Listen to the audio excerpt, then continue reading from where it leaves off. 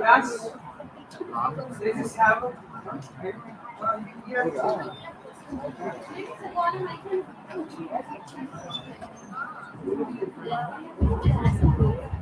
check. Okay, class. Welcome back to your jurisprudence sessions on the basic foundational topics. One very foundational topic that you all must know when you are talking about jurisprudence is the idea of these abstract terms which are written on the which are being shown on the board right now, right? You have right, duty, privilege, no right, power, liability, immunity, disability. All of these things are abstract terms which you will constantly use in your law, right? You, whenever you are explaining about something, you will say it's a right, it's a privilege, it's a duty, it's a claim, all of those things, right? So first thing which you have to understand, when we are talking about these topics, is what does it mean and how is it related to each other, right? This is something which is called as Hofield's correlatives, and these concepts help us to better understand these words, right? So we'll quickly go with the concepts of right, liability, and all of it in order to better appreciate our approach towards the law, right? So wherever you study, use rights, duties, and all of it, you will better understand what you mean, right? Because the let me put forth the problem statement, which was the problem statement before Hofield, who has given this. If you guys believe, right, take notes and all of that. Please write down so that you have something to refer to once you are going back, right? So first thing you can write W.N. Hofield, Hofield, right? W.N. Hofield, Hofield, H being caps, W.N. Hofield, Hofield, right? W.N. Hofield is the name of the person who has come up with this idea, right? And then there is Professor Williams who adds to this idea. But let's just first, understand what is this concept, and just a side note, W.N. Hofield is, Weasley Newcomb Hofield, which, Weasley, if you remember your Harry Potter, Ron Weasley, right? So, Weasley Newcomb Hofield is a guy who came out with a problem question. Now, what is a problem question? Problem question is, how do I differentiate between the ones on the tops, right? So you have right, you have privilege, you have power, you have immunity. Now, how do I differentiate between these words? Was the problem question of Hofield, right? And he said that only when we can differentiate between them, we can better understand them, right? That was the basic problem statement.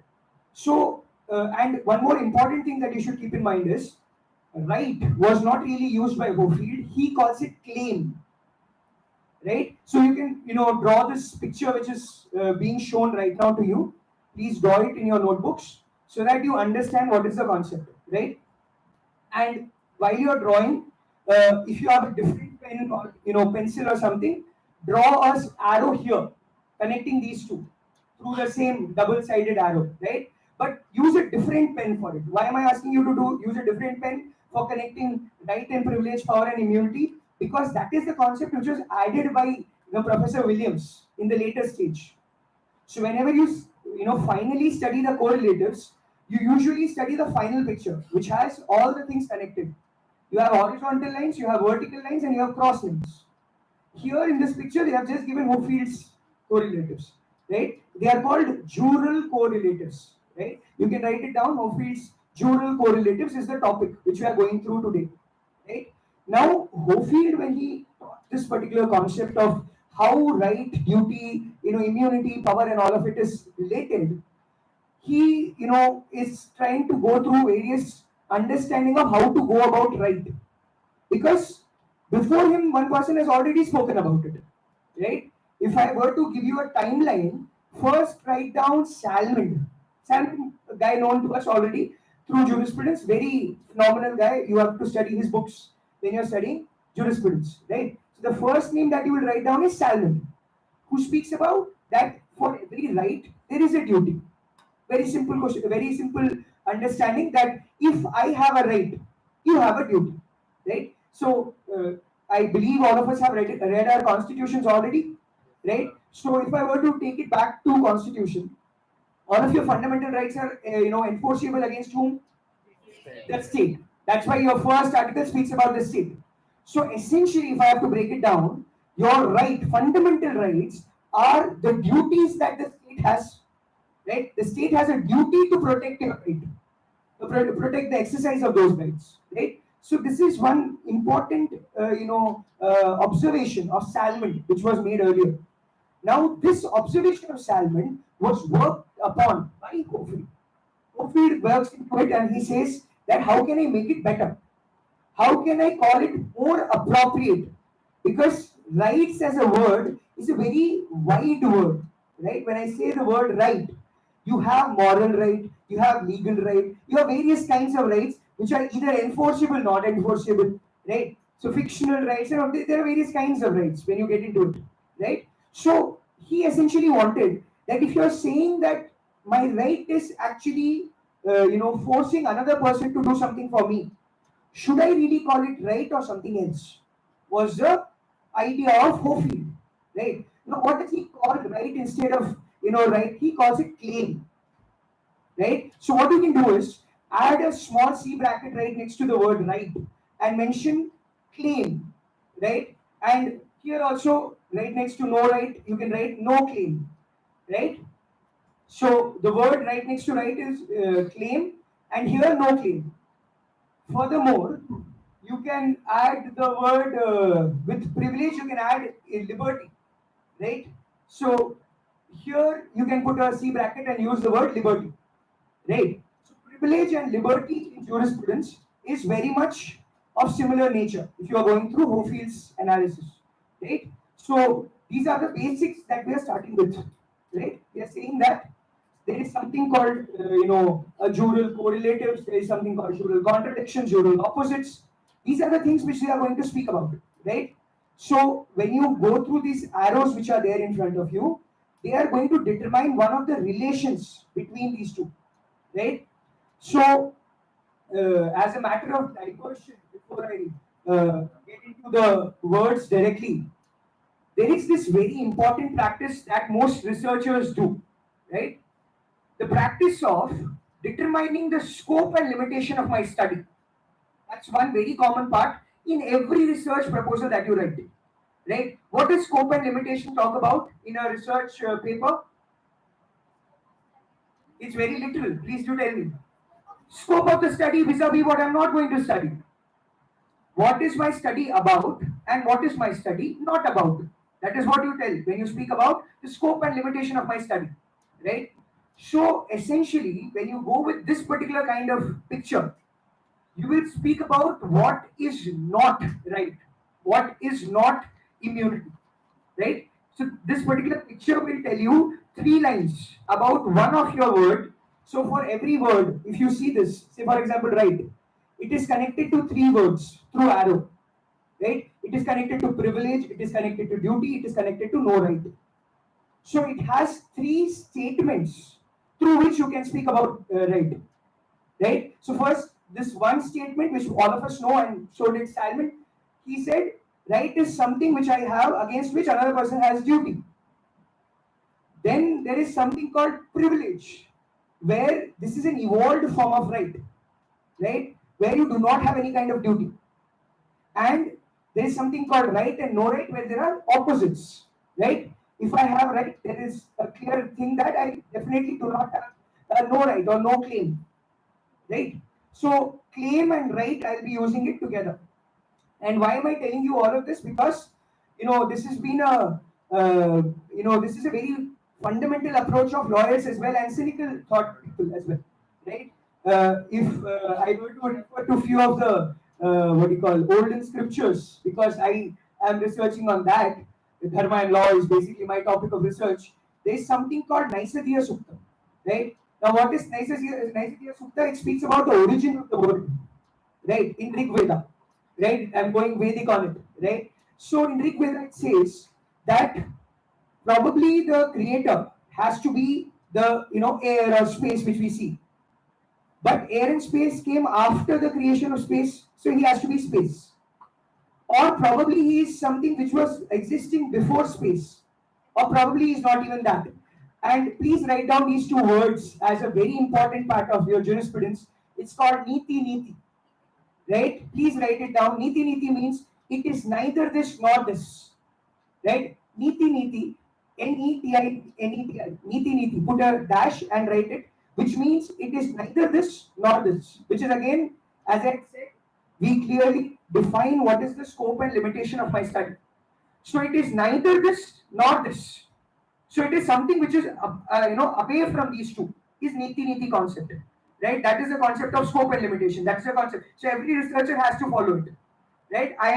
When I have to say what am I, it's better to eliminate what I'm not, and then come to the point where I am, right? So essentially, the Hofieldian correlatives and jural correlations will tell you what a right is not, right? Right is not a duty. Right is not a privilege. Right is not a no right. Right. So let me just take you through a few examples first, and then we'll and also, since you have written down this picture, please write in the side so as to whenever you study this picture, it becomes very easy for you. The vertical arrow is called jural correlatives. Please write it down somewhere. The vertical arrow is jural correlatives. Vertical arrow, the straight arrow which is connecting rights and duties, it's called jural correlative. So every word which is connected through vertical arrow is a jural correlative of that word. Power, jural correlative is liability. Immunity, jural correlative is disability, right? And I'll tell you how to frame a sentence when you speak about a jural correlative. But let's just start there, right? So your vertical line is speaking about jural correlatives. Now there is something called the cross arrow. That is jural opposites, right? So anything which is connected with cross arrow, right, is connected to no right. Privilege is connected to duty. It is jural opposite. Jural opposite. Please write it down so that whenever you study this Hofields, and I should tell you, if you are good at this, you can always at least tell 3 lines about one word, if not anything, right? You can at least say right is a correlative duty, opposite no right, and contradiction, privilege. At least 3 lines you can always speak about every abstract term. This is the whole contribution, right? So I've told you about jural opposites, I've told you about jural correlatives. This was the contribution of Hofield. But when we go into Professor G.L. Williams, who has also contributed to this picture, he said, your picture is actually good if you even want to see a jural contradiction. So the horizontal line speaks about jural contradiction, and you can mention Professor Williams, right? So Hofield only spoke about vertical arrow and cross arrows. He never spoke about horizontal arrow. But if once the person was doing a research on his paper, they thought yes, even horizontal line makes sense, right? So because it made sense, they made a complete picture. So in your notebooks, I'm presuming that these two words are also connected by arrows from a different pen, because it was a different pen which actually determined it, right? It was Professor Williams' pen, right? Not Hofield's, right? So one very important thing is it is telling you about 3 relations of these words, right? Now let me just go into the first box in order to understand, like what is this particular topic talking about, right? So one thing is jural correlative means when there is a right, like you can write this thing in a concept so that For every jural correlative, you will make the sentence. For every jural opposite, you will make the sentence. And for every jural contradiction, you will make one sentence. Right? So every jural correlative is what the other person has if I have. So if I have right, the other person has duty. If I have privilege, other person has no right. If I have power, other person has liability. If I have immunity, other person has disability. So this is the understanding of jural correlatives. If I have this, the other person has this, right? So all of your vertical lines are going to tell you, if I have this, what is the other person having, right? So if I have a right, what does the other person has? He has a duty. I took an example of constitution, right? I took you to the concept of state, and against whom do you enforce it? Why? Because it is the duty of the state to enforce the fundamental right, right? So whenever I have a right, who has a duty? The state has a duty. But is it the case always? No. Many a times, if I have a right, the fellow people will also have a duty. What is that kind of a right? For example, I own a property. Is it only the duty of the state to look after my property? No. It is the duty of other people also to not trespass. Right? If you trespass, then you have done a breach of duty. Now, what happens when you do a breach of duty? It's called crime. Right? So, a breach of duty is called crime. So, now what did you learn? You learned right is correlated to duty, and the violation of that duty is crime. Right? So, these are the three words, how they are related to each other. Right is directly related to duty because it's jural correlative. If I have a right, someone will have a duty. And if someone has a duty and they have failed to do or not to do, because as we all know, right, every time I say you have to do something, in law I also mean you should not do certain things. Positive and negative, both kind of actions are included in my positive statement. Right? Whenever we speak about law, you should do this. If I say this, that very word also says you should not do certain things. When I say injunction, what is the nature of injunction? To stop, right?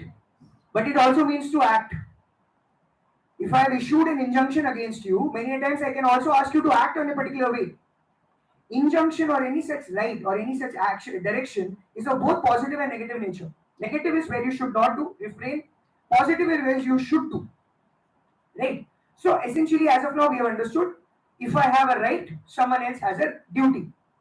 Uh, should I let me just go into the other aspect also, because let's criticize them because they are long gone, centuries have gone and they have given this the theory.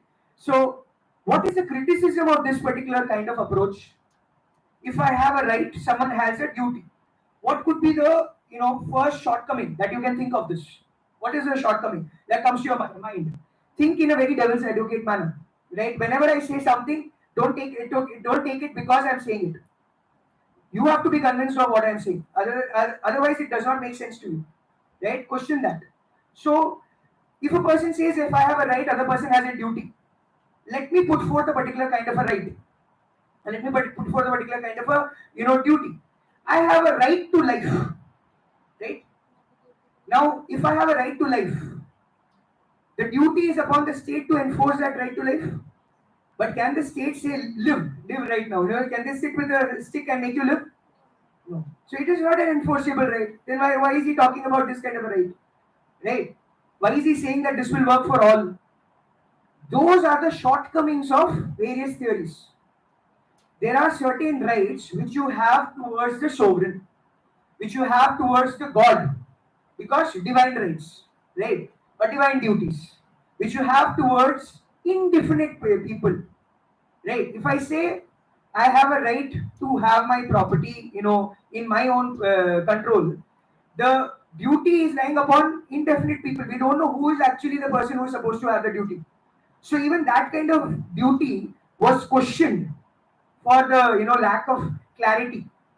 They said, how can you say that every right has a corresponding duty when these kind of situations there is no corresponding duty?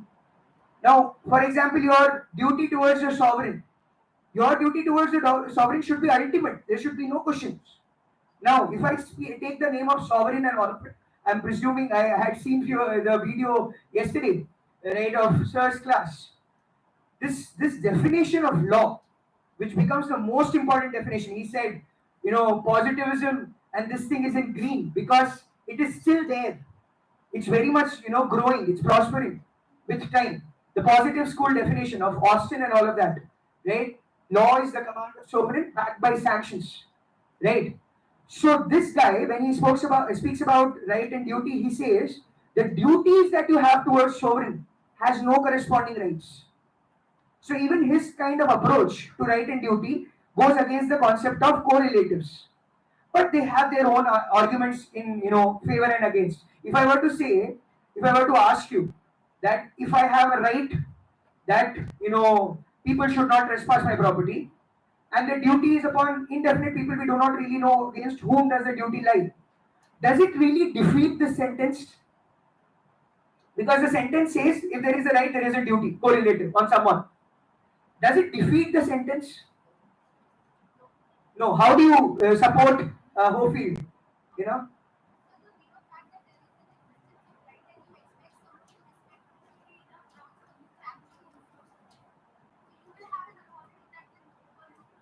Correct. So you first of all you can always enforce it, irrespective of who is preaching it, right? The the additional point which the jurists added was just because it is indefinite who is going to be sued does not make my right invalid.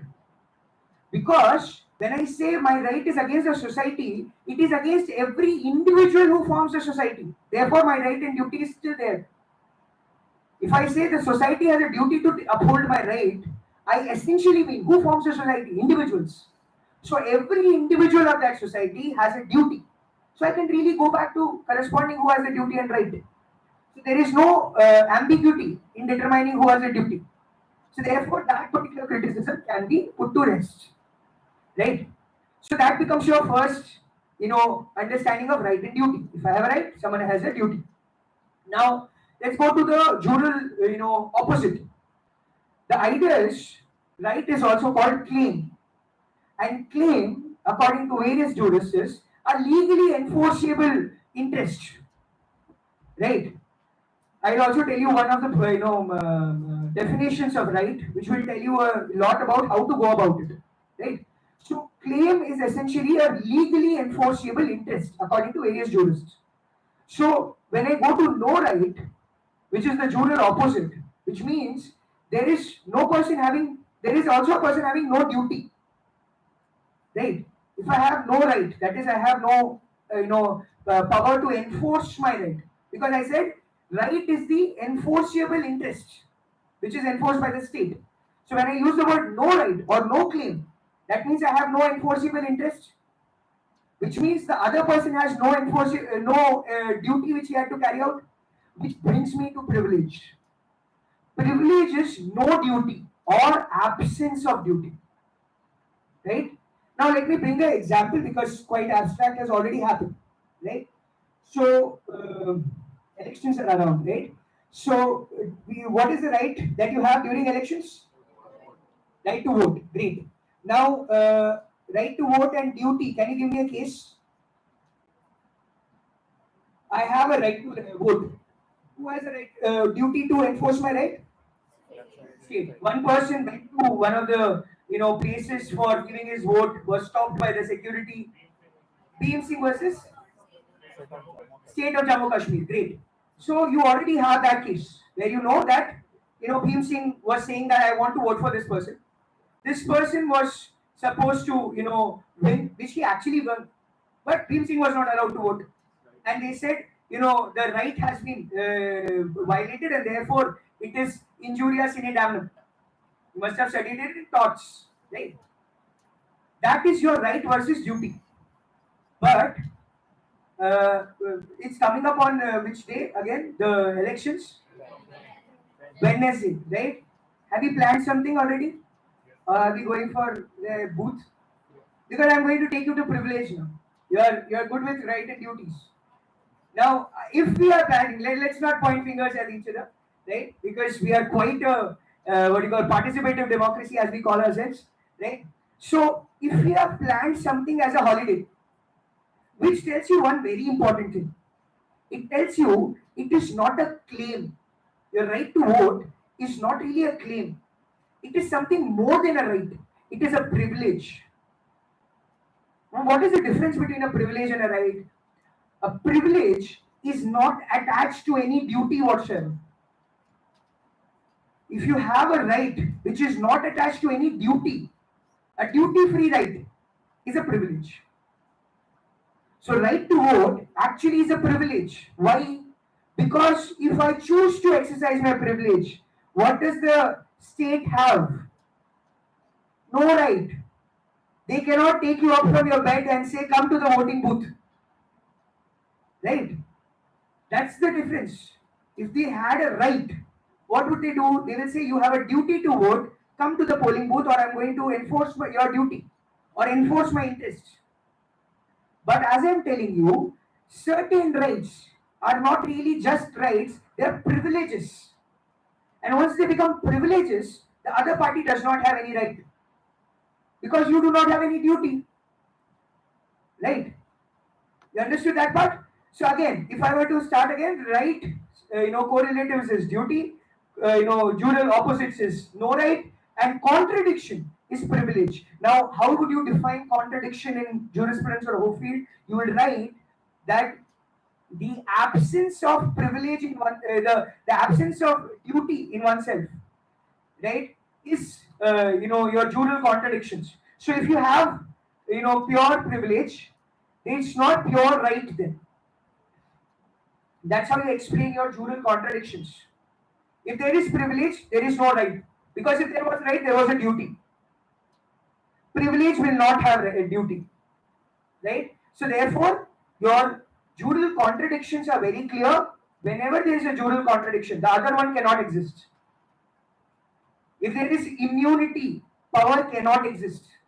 If there is privilege, right cannot exist. Because if there was a right, I could have enforced the duty upon you. Right?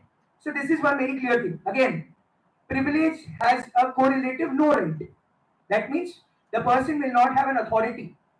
They'll have to work as and when I say. Right? They cannot enforce it as a matter of right. Furthermore, the privilege's opposite is what is there here in the board? Privilege is opposite? Duty. So the privilege, if you are writing about, that means this person does not have duty. That's why in right to vote, I am saying you do not have a duty to come to the poll. It's a right. It's a privilege which has been given to you. Because if you had a duty, what would the other person have? State would come to your house and pick you up. As if not happened. So there is no right of the state to bring you to the polling booth. Right? Now these are the basic dual correlatives and contradictions. This was your page, this, and privileges is similar to the word liberty. So when you are speaking about privileges, you can write the word liberty there. Right? Because it's my liberty to do or not to do it. You are nobody to tell me I should do this.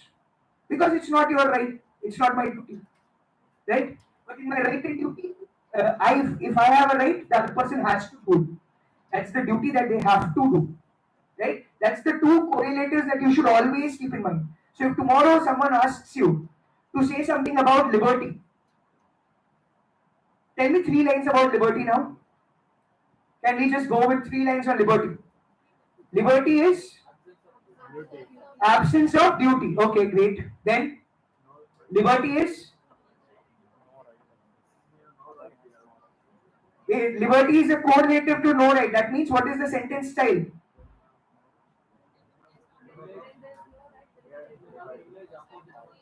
The other person will have no right.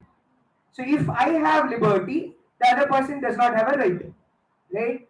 Or the other one is liberty is dual opposite of right. So these are the 3 things you can at least talk about liberty. Similarly, you can tell all of these things for all the words. Right? The first word will be dual, let me just make it for one of the words so that you can always make it. Dual correlatives is something which is in the presence in another. Right? Dual correlative will be duty, presence in another. Dual opposite is absence in oneself. Right? Absence in oneself. So, jural opposite. If I have a privilege, I do not have duty. Absence in oneself, right? If I have duty, privilege will not be there. If I have right, no right will not be there. So, jural correlatives, presence in another person. Jural opposites, absence in oneself. If there is a word which is a jural opposite of another word, it will be absent in me. So if I have one, the other person cannot be there. Other word cannot be there. If I have privilege, duty cannot be there. If I have right, no right cannot be there. If I have power, disability cannot be there. Immunity, liability cannot be there. Right? So absence in oneself is jural opposites. And the third one is the jural contradictions, which is absence in others. So if I have right, the other person does not have privilege. Clear? If I have a right, then the other person cannot have privilege because privilege is absence of duty. So if I have a right, the other person needs to have duty, cannot have privilege. The absence in another is jural, what do you call contradictions, which was Professor Williams' contribution, right? I'm hoping this should come up. Yes. So that's your, the first box as of now, right? And what is the example that you will keep in mind? Your right to vote. First, you will use right to vote to understand rights and duties. You will say, if I have a right to vote, who has a duty to make me vote? State. But if I have a privilege to vote, the state has no right. They cannot say, come and vote today, come and vote tomorrow, come at least early morning, and all of that. Right? So the whole plans of holidays works because it's a privilege. If it was mere right or mere duty, someone else would have had a duty or privilege, right, and they would have enforced it. But since it's privilege, the other person cannot enforce it. Right? These are the basic understanding of your rights, duties, liability, privilege, and no right. Privilege also called liberty, no right also called no claim. Right? Because why did also one more very important thing, when Hofield speaks about it, he does not use the word right, he uses the word claim. Why does he want to use the word claim? Because right is very wide a word. Sometimes rights could be enforceable, sometimes it is not enforceable. Right? If I say positive rights, negative rights, which are enforceable, which are not? First, let's clear what is positive and what is negative, right? Because my 101s are a little weak, I think, right? So, positive rights is where the state has to do something. Negative right is where the state should not do something, right? So, 16 is a positive right, state should provide me employment. 15 is a negative right, state should not discriminate against me. Which one can you easily enforce? 15 you can easily enforce. Tomorrow if state does any discrimination, you can enforce. But if the state does not employ you, can you go to the petition? That they see I went to give an interview, they did not take me. You cannot do that because it's a positive right. Right? So essentially the enforceability of it depends upon what is the scope of it. Negative right has a very clear scope. State should not do this. So if the state does it, you can go for a claim. That's a clear duty. But in the case of positive right, it's not a very clear duty.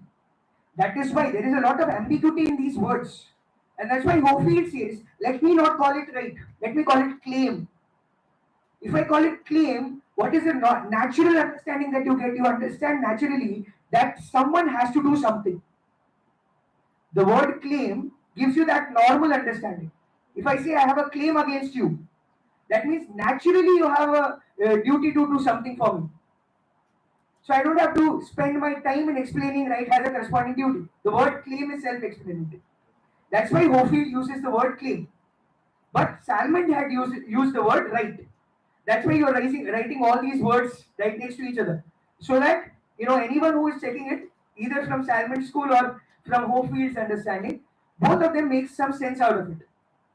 Right? So that's your point number one. This is your first chart, where you have understood what is your rights, what is your duties, what is your privileges, that is liberties, and what is your no right.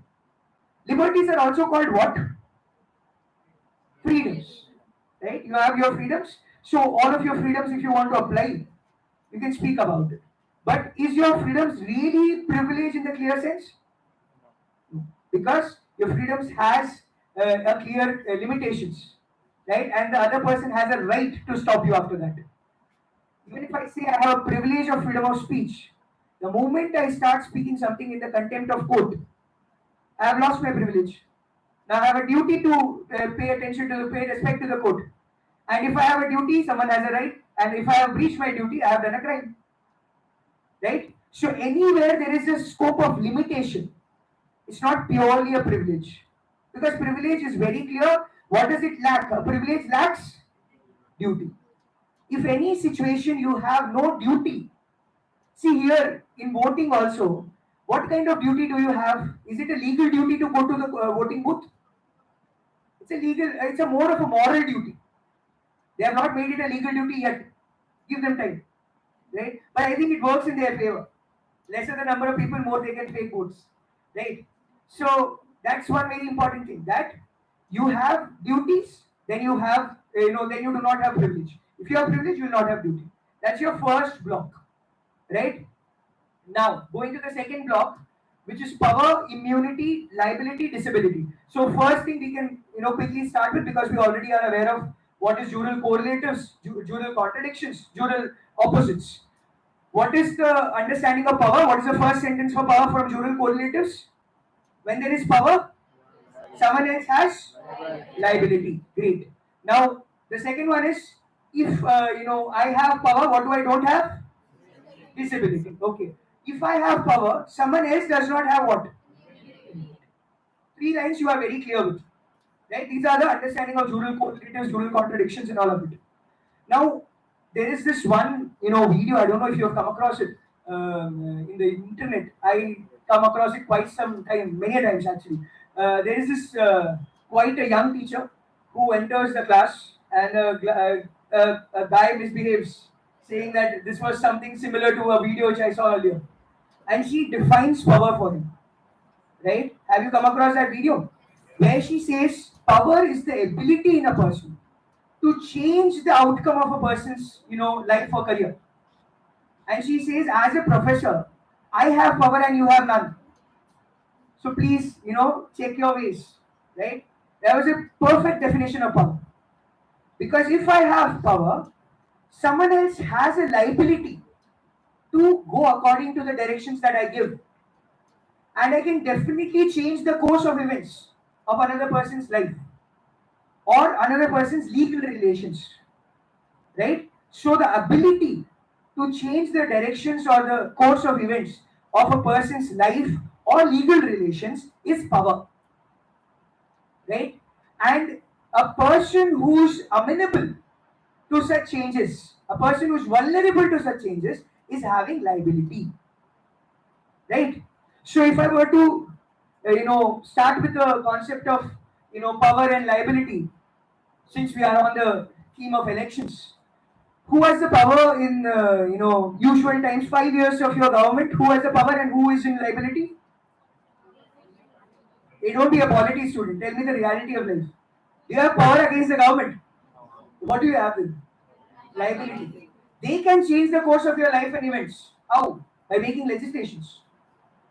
Tomorrow, if they change a rule, which will definitely impact you, say they make a change in rule of Motor Vehicle Act. If you're not wearing helmets around Ulal area, they'll employ more traffic officers there. You'll have to pay 1,000 rupees for not wearing helmet. What is the current charge? Anyone who was paid recently? 1,000 for a helmet? I think you have not paid it recently. 500. Please know your rates. You're lawyers, right? You have to pay 500 if you are not wearing a helmet, right? Don't give 1,000 to a traffic police. Take a fine and read it. It says 500 for a single person not wearing it. Probably you were traveling two people in a thing. My bad presumption. Must be having someone in alien rider. Then you paid 1,000, right? But usually it's 500. So if there is a change, then you have a liability that you have to adhere to that particular kind of fine. That is power and liability. If someone has a power, he has definitely, you have liability. There is a jural correlative. Now, the next important word which I need is, if you have power, the other person does not have immunity. That's what we have understood. Now, what is immunity? Again, I have to go back to Constitution, probably because I teach it, right? There's one very important immunity that we are all aware of. we all are aware of the immunity that a president enjoys, immunity that your parliamentarians enjoy. Article which article can you quickly tell me? Constitution student, the parliamentarians, the privileges and immunities. 105. Good. So 105 is your privileges when it comes to parliament, and there are various articles for your governor, president, and all of it. Also, you have diplomatic privilege, right? So diplomatic immunity. Sorry. So when you say the word diplomatic immunity, what do I mean? I mean that you cannot exercise your power against me. If someone has immunity, I cannot exercise power against them. They have to have liability. Only then I can exercise my power against them. Right? So if I am a diplomat in a different country, that country does not have the power to take any kind of actions against me. And since they do not have the power, what do they have? They have disability. Right? They are not able to take any actions on me. That is their disability. Right? So the presence of immunity is, there. That means the other side does not. They have a disability, right? And if there is power, the other person cannot have immunity. This is very simple understanding, right? Now, what is in immunity? Immunity is very clear, as we understand, that the person, the other party, cannot take actions against me. They cannot enforce law against me because of various reasons, right? Now, just for the sake of what do you call a quick, devil's advocate, kind of test for law students, I give you an example here, right? Power and liability. What was my example? The government. They can change your, situations as and when you want. Please turn this example around. Can you change this example to its head quickly? When do you have power? Elections, right? So that is the time when you have power and they have liability. Because you have the power to change the future course of events and they cannot do anything about it. They are subject to change. That's why, the election example necessarily probably, issued for public interest that please to vote. But then again, coming back, that every word has a clearly defined meaning. So what did Hofield actually, successfully do? He successfully distinguished between all the words. Now we all can agree with the fact that the usage of right, usage of privilege, power, and immunity indiscriminately against each other is wrong. Because all these words have defined meaning and defined correlatives which come from it. So if I say that there is a privilege that I have told many things already by saying that. I have told 3 sentences without saying it. If I say I have immunity, I have again said 3 sentences without saying it. So therefore, whenever we use the word immunity, whenever we use the word privilege, whenever we use the word power, we have to be very cautious because they are not one and the same as right. Right means, correlative duty, but power does not mean that. Power is something else. It's a very special kind of a right. Right? It's a very special sui generis, a very clearly defined one. So you should be very aware of these things, right? Now, just let me just go into few of the other pointers that I might have written down.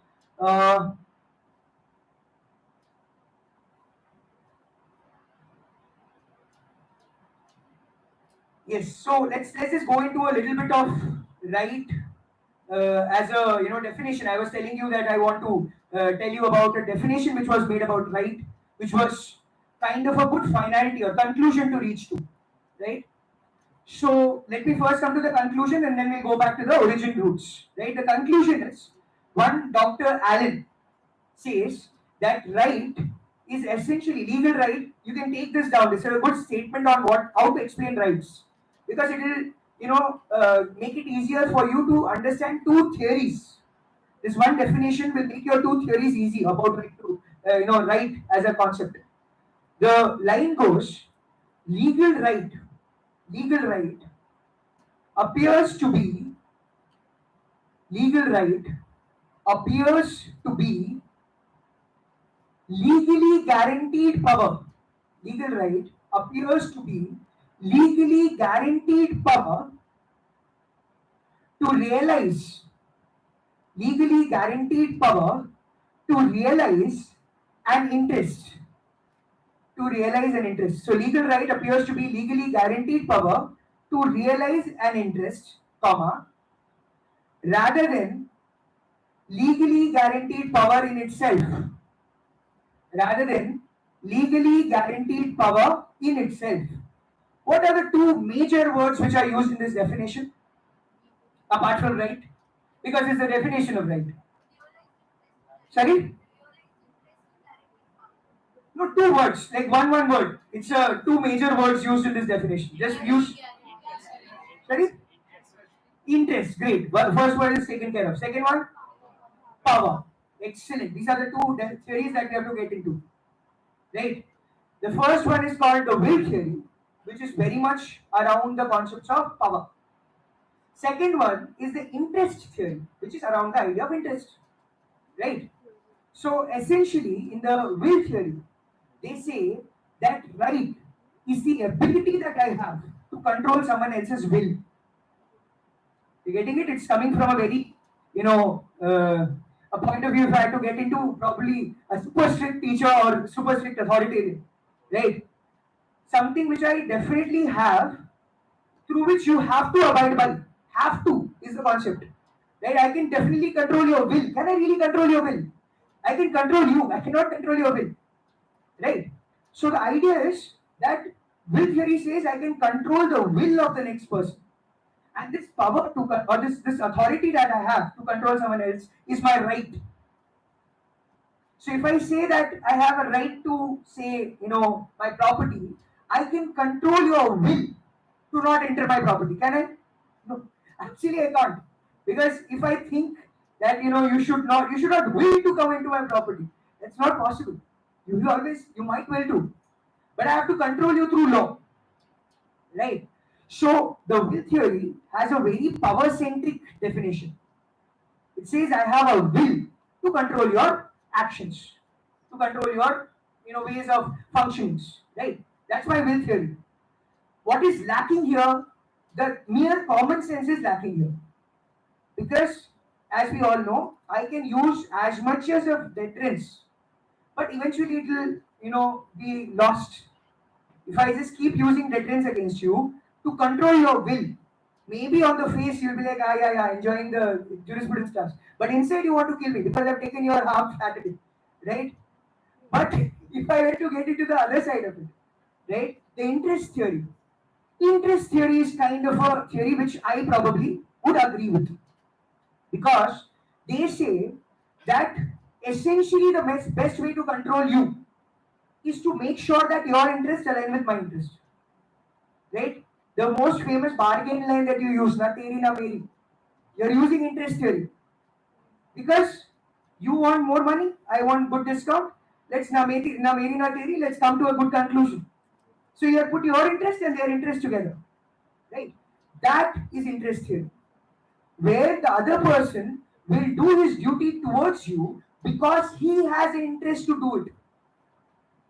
Right? So that is the power of interest theory. But again, what is the shortcoming of it? What if I fail in communicating this interest to you?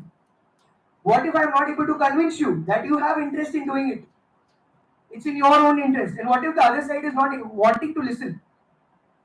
Now here, the conclusion makes more sense, which I started with. We started with one line, right, of Dr. Allen.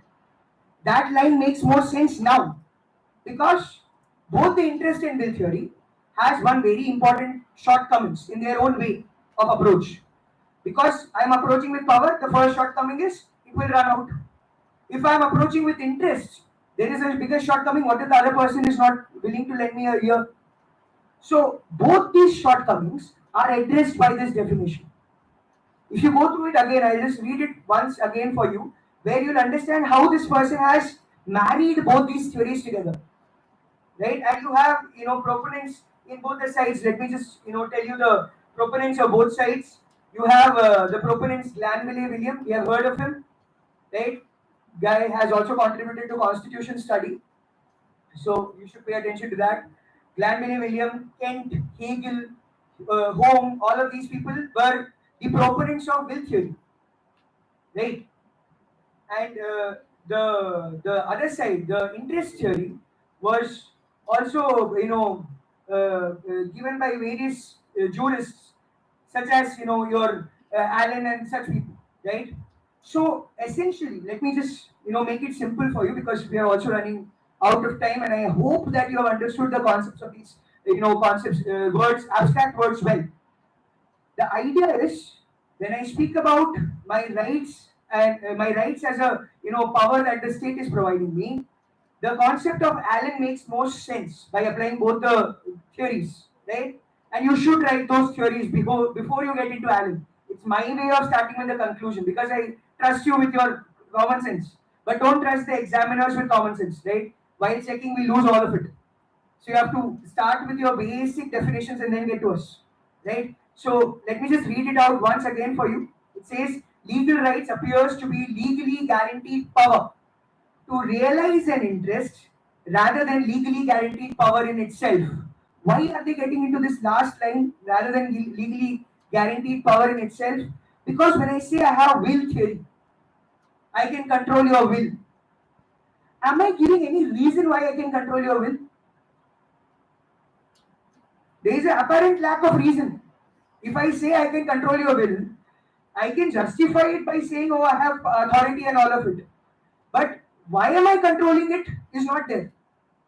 And if there is no why, then how can the law exist? There has to be some reason for bringing a law. There has to be some reason for giving you a right.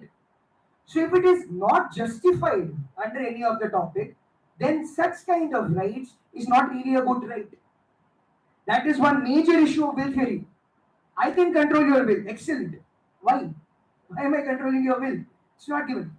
Interest, I can tell you, because interest is you are going to win, I am going to win. That's why I'm controlling. Right? That's why I'm putting forth that. But in will theory, I don't have such statement.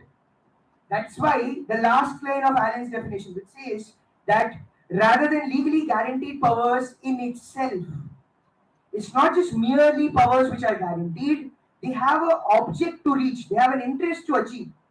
That's why there is a power which has been guaranteed, right? So with this, I think you have reasonably got a good idea of all these words. And if not anything, I would just want you to flex your intellect by at least telling 3 statements for all the words, right? So this one exercise, please do it. That using your understanding of jural correlatives, jural contradictions, and jural opposites, write down 3 statements for all the words once you're free, right? And if I mean, when I say this, that means it's never going to come your note. So please do it today. Whenever you reach home, if at all you get to see probably a person trying to do this right now on the roads, right? Please do once you reach your home. Please do write it down. Power and liability. If you're not aware, Modi ji is in the town. He is doing a road show, and that was one of the reasons why few of you had told that we want to go back home early, but we couldn't, change the timings of the class. But hopefully, you have learned something very important today, right? Your Hoffields correlatives is the very important topic of jurisprudence, irrespective of you take up jurisprudence as an interesting topic or not, because it's super interesting. But irrespective of it, whenever you are dealing with rights, liabilities, powers, immunities, and all of it, this information will help you. Because at least even if you don't know anything, you can say 3 lines about every word. What is power? It is this, it is this, it is this. It is the presence of this, it is the lack of this, and all of it. Right? And it's a very legitimate academician answer. I should tell you this. If you can tell me that, right is the presence of duty in another, right is the absence of, no right and in myself, and right is the absence of privilege in another, you have given an excellent academic answer. Right? So there is a good viability to this class.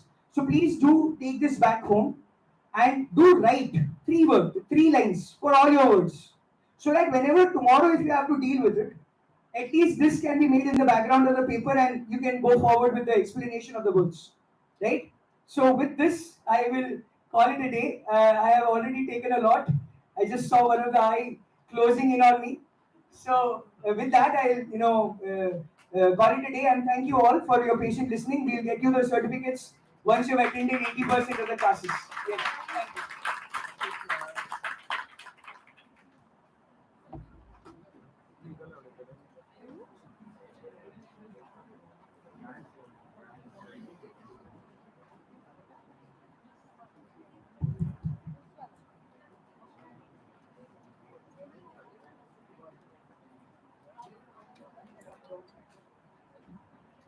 Okay, thank you so much for your patience. And once again, a quick round of applause for Aditya sir for his time. Thank you so much, sir. It was very intellectual lecture we received from you today. And the third session is scheduled on 11th, which is on Schools of Jurisprudence by Tanmay sir. Okay, thank you.